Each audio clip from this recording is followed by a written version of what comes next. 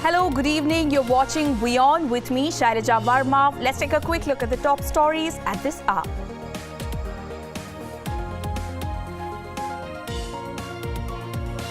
Uttar Pradesh Chief Minister Akhilesh Yadav and Congress Vice President Rahul Gandhi announced their alliance in a presser, followed by a roadshow. Haryana on high alert as the Jat community has started fresh protests in the region today.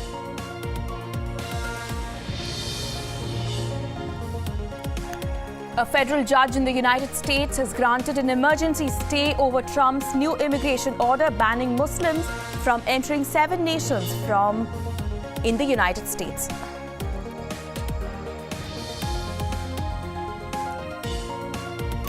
Massive protests erupted in several parts of the United States against the new immigration order. Tech giants have banded together and protest against the impact of that order.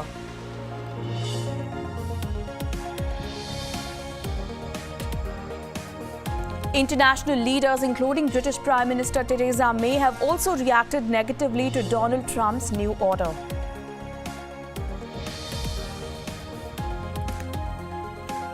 And Roger Federer wins his 18th Grand Slam title after beating arch-rival Rafael Nadal in the Australian Open finals.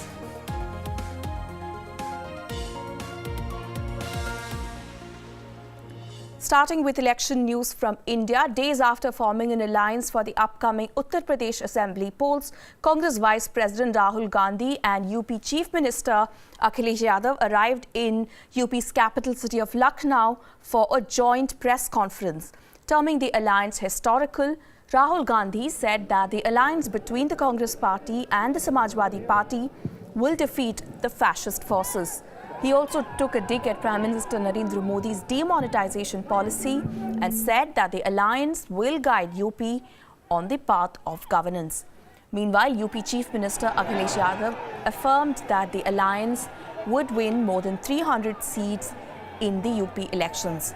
The press conference was followed by a joint roadshow in Lucknow. Congress will be contesting in 105 seats and the Samajwadi Party in 298 seats in the UP Assembly polls.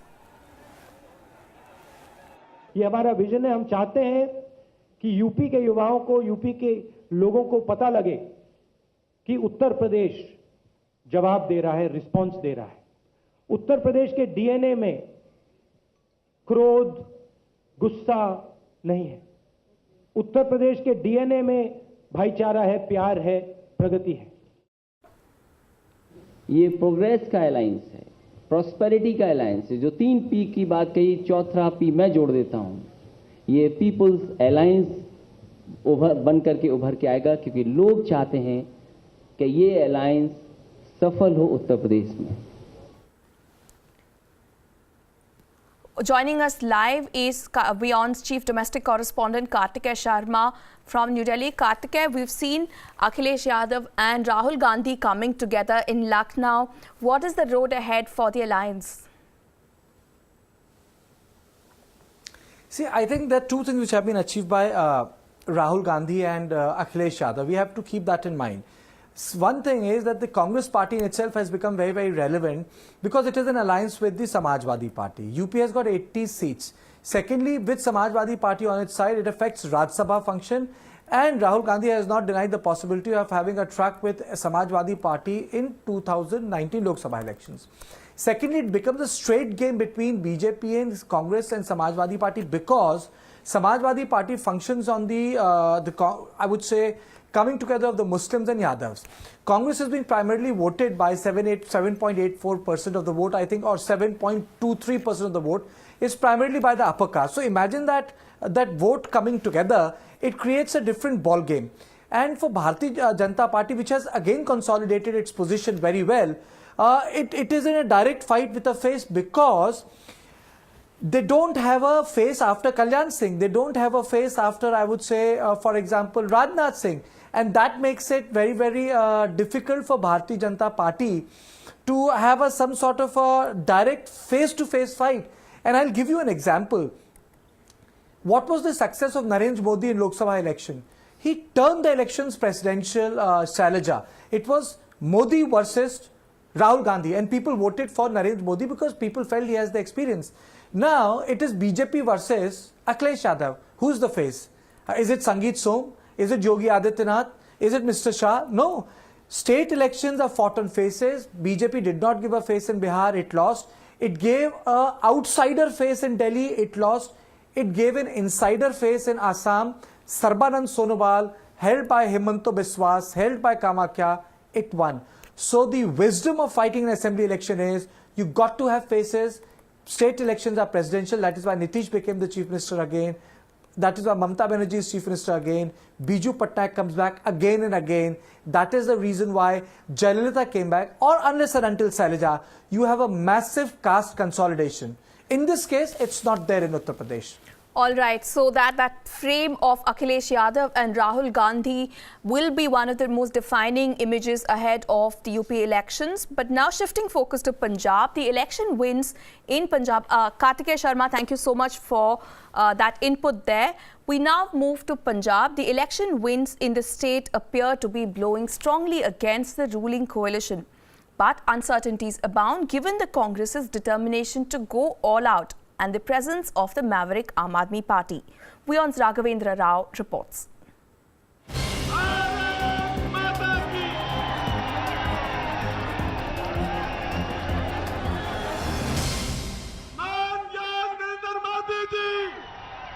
An incumbent government hoping to create history by getting a third consecutive shot at power.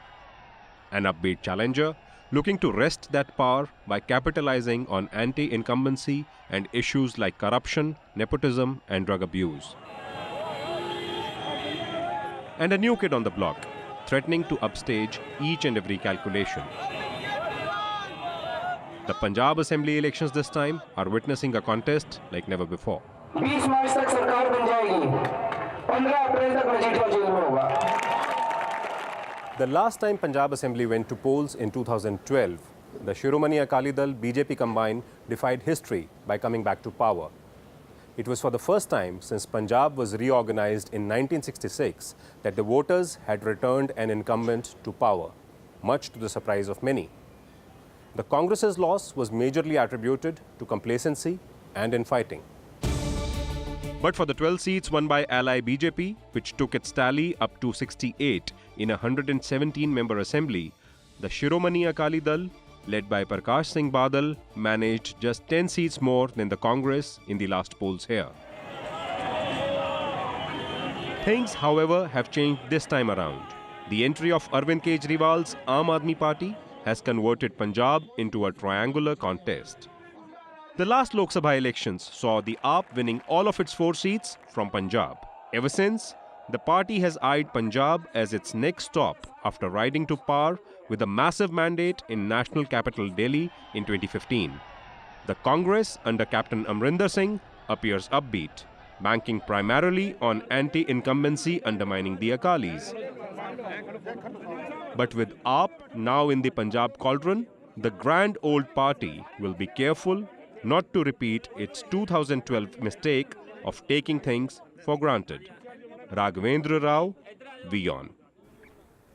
Now, the Jat community in Punjab's neighbouring state of Haryana resumed its agitation in demanding reservation in government jobs and admissions to educational institutions. Heavy deployment was seen in Gurugram on the outskirts of New Delhi. While no incidents were reported, yet local authorities are keeping a tight vigil in view of the violent protests last year. The Jat community is demanding to take back the cases registered against them during last year's agitation.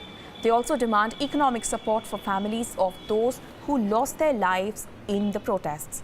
More than 2,000 cases were registered against protesters last year, including that of rape in Haryana's Murthal area.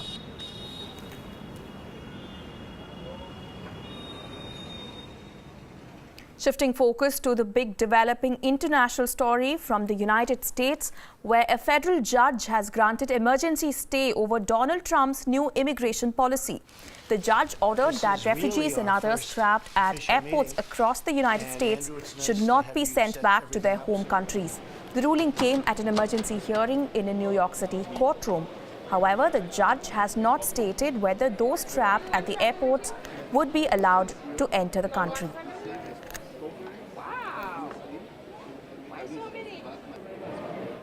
And celebrations were seen in the United States after that emergency state over Donald Trump's executive orders. Crowds gathered in front of the federal courthouse in New York, where a federal judge temporarily blocked the United States from sending back people to their country after they have landed in the United States with valid visa. Chanting "God bless America" and holding banners in support of the immigrants, the crowd welcomed the ruling. The order comes as a big relief for the people of Iran, Iraq, Libya, Syria, Somalia, Yemen and Sudan, who have been temporarily banned from entering the US. The new immigration policy has led to chaos and confusion at all US airports. Hundreds of protesters gathered at airports in Dallas, Chicago and New York to demonstrate against Donald Trump. Meanwhile, anxious travelers waited inside the airports.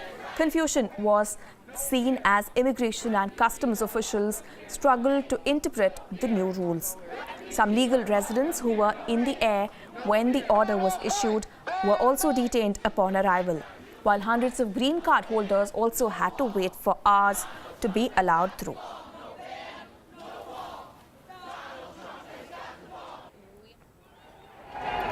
Protesters also gathered at New York's JFK airport to protest against Donald Trump's new policy to ban the entry of people to the United States from 7 Muslim countries.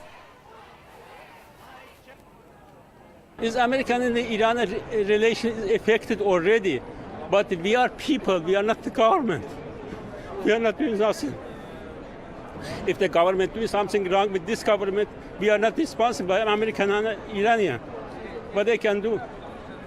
Why I have to be punished for somebody else's problem? I don't know what I have to do. We run away from the Iranian country. They do something like this, but we didn't know we're going to have the same situation here. I'm a U.S. citizen about 15, 20 years old, yes. I feel a little bit, I'm sad. That's it. I want to say I'm sad.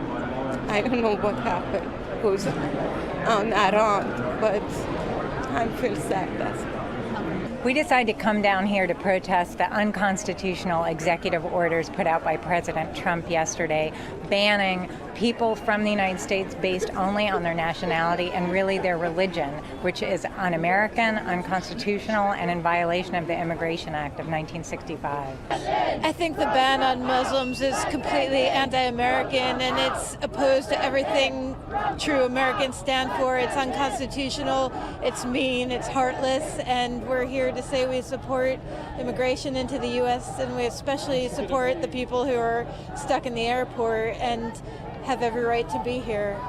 Staying with that big story, Canadian Prime Minister Justin Trudeau has welcomed refugees to his country.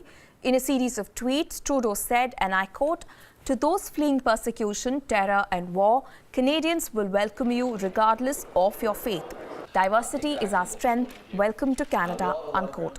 Trudeau has till now walked a fine line with the Trump administration, avoiding direct criticism of the Republican government. Amid growing concerns over his new immigration policy, President Donald Trump spoke to various world leaders over phone. In a flurry of phone calls, Donald Trump spoke with Japanese Prime Minister Shinzo Abe, German Chancellor Angela Merkel, and Russian President Vladimir Putin. He will also be calling up French President François Hollande and Australian Prime Minister Malcolm Turnbull later in the day. The conversations aim to explain Donald Trump's new policies that have baffled and unnerved much of the world. And reacting to that new immigration policy in the United States, Iran has said that it will in turn be blocking entry of American citizens into its territory. Iran said the executive order banning people from 7 Muslim countries was insulting. A statement from Iran's foreign ministry said, and I quote, the order will go down in history as a big gift to extremists and their supporters. Remember, Donald Trump has banned the entry of people from 7 Muslim countries, including Iran, Iraq, Libya, Syria and Somalia, from entering the United States under Donald Trump's new immigration policy. In other news, a U.S. raid on Al-Qaeda in Yemen has killed 57 people, including 41 suspected militants and 16 civilians. Initial media reports say that 8 women and 8 children were among those killed in the raid in the central province of Baida. It would be Washington's first strike on jihadists in Yemen since Donald Trump took charge on the 20th of this month. We are slipping into a short break now. More news and updates continue on the other side. Stay tuned.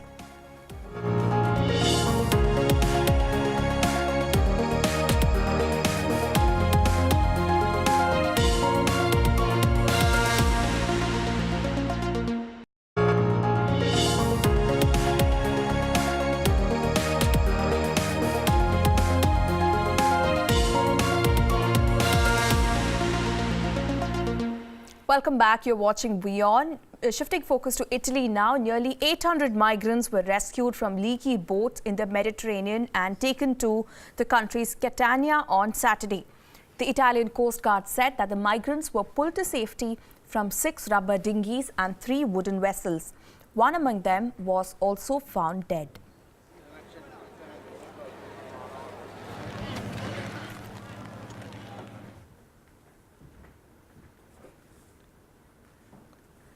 Thousands of residents of Russia's St.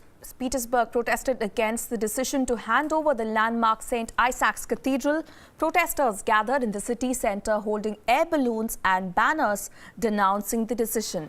The 19th century cathedral, which houses a museum to the Orthodox Church, is a famous tourist attraction and a world-renowned museum visited by over 3 million people every year.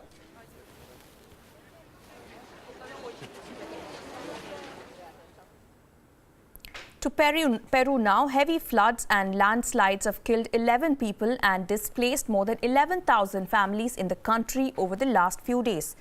The floods have caused widespread damage and countrywide across the country, and more than 30,000 people have been affected. Thousands of buildings have been damaged and many homes have collapsed due to heavy flooding. Meanwhile, the authorities there have told residents to brace up for more bad weather in the coming days.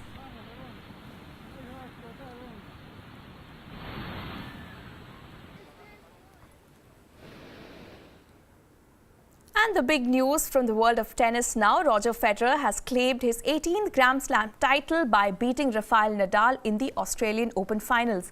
Federer, who was the 17th seed in the competition, has never beaten the Spaniard in the last 3 meetings at Melbourne Park.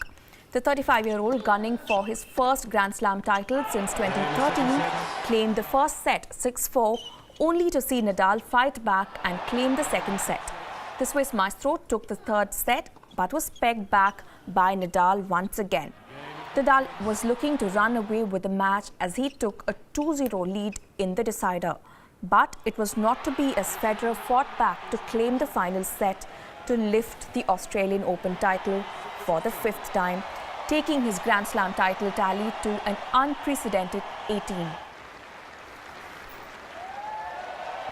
I'm happy for you. I would have been happy to lose too, to be honest. The comeback was perfect as it was. So